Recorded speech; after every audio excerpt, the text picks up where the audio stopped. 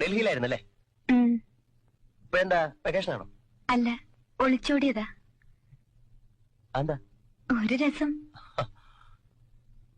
ഈ ഡ്രസ്സൊക്കെ Delhi തയ്പ്പിച്ചാണോ? Hey, readymade വാങ്ങിയതാ. ഇതൊക്കെ നന്നായി ചേരുന്നുണ്ട്.